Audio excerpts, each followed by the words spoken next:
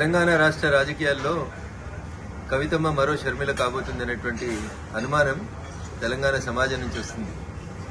ఎందుకంటే ఈ పంచాయతీ కుటుంబ పంచాయతీ, రాజకీయ వారసత్వ పంచాయతీ, ఆస్తుల పంచాయతీ ఎందుకు ఆల్ ఆఫ్ సడన్ గా కవిత గారు అమెరికాలో ఉన్నప్పుడు మే 2వ తారీఖున రాసినటువంటి లేఖ ఇంతగా ప్రజల్లో చర్చనీయాంశం అవుతుందంటే ప్రజల ఆలోచన లోపల ఒక అర్థం కనబడతా ఉంది స్పష్టంగా.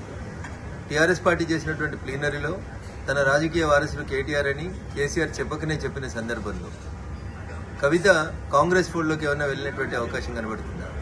రాష్ట్ర ముఖ్యమంత్రి గారితో లేదా రాష్ట్ర ముఖ్యమంత్రి గారే కావాలని కవితతోటి ఉత్తరాలు రాయించినారు. ఎందుకంటే కవిత ఉత్తరం రాసిన 2వ తారీఖు రోజే ఈ ఉత్తరం కాంగ్రెస్ పార్టీకి సంబంధించిన ఒక టీవీ ఛానల్లో ఒక పేపర్ లోపల ప్రముఖంగా కనిపించింది. ఈ పరిణామాల తర్వాత కేటీఆర్ గారు హరీష్ రావు గారి ఇంటికి వెళ్లడం, బాబా బామ్మరుదులు ఇద్దరు ఒకటనేటువంటి ఒక మెసేజ్ని బయటికి పంపడం, తనను ఒంటరి చేస్తున్నారు, బయటికి పంపిస్తున్నారు అనేటువంటి ఆలోచన వచ్చిన తర్వాత కవిత తప్పనిసరి పరిస్థితులలో కాంగ్రెస్ ఫోల్డ్లోకి పోయిందేమో అనేది తెలంగాణ ప్రజల అనుమానం. ఇక భారతీయ జనతా పార్టీ గురించి, మా పార్టీ గురించి కవిత మాట్లాడడం ప్రజలలో జరుగుతుందే వాస్తవాన్నే కవిత చెప్పింది. ప్రజలలో భారతీయ జనతా పార్టీ రోజు రోజుకు బలపడుతుంది. వచ్చే ఎన్నికల తర్వాత భారతీయ జనతా పార్టీ రాష్ట్రంలో అధికారంలోకి రాబోతుంది. ఈ విషయాల్ని దృష్టిలో ఉంచుకోండి. భారతీయ జనతా పార్టీ, బీఆర్ఎస్ రెండు కలిసి ఏదో చేయబోతున్నాయని ప్రజల్ని నమ్మించుతుంది. పోయిన ఎన్నికల కంటే ముందు పీసీసీ అధ్యక్షుడిగా ఏ ప్రయత్నాలను అయితే రేవంత్ రెడ్డి గారు కొనసాగించారో ఈ రోజు ముఖ్యమంత్రిగా కవితను మరొకసారి ఎట్లా పావుగా వాడుకుంటున్నారేమో అనేది తెలంగాణ సమాజం ఆలోచిస్తుంది. నాకున్నటువంటి అనుమానం కానీ, నాకున్నటువంటి సమాచారం కానీ, ముందు కవితతో పార్టీ పెట్టిస్తారు, తర్వాత వచ్చే ఎన్నికలకు వచ్చేసరికి కవిత షర్మిల గారి లాగా కాంగ్రెస్ పార్టీ అధ్యక్షురాలు లేదా కాంగ్రెస్ పార్టీతో పొత్తు పెట్టుకోవడమే చేస్తారు.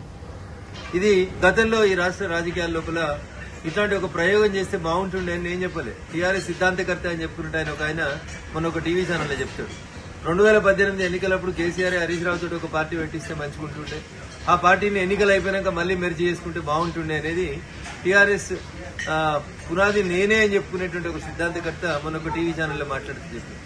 వీటన్నింటినీ క్రోడీకరించి చూసినప్పుడు కవితని కాంగ్రెస్ నడుపుతుందా, కవితని రేవంత్ రెడ్డి గారు నడుపుతున్నారా, కవిత మరో షర్మిల కాబోతుందా అనేటువంటి అనుమానం అయితే చాలా స్పష్టంగా తెలంగాణ సమాజం ముందుంది.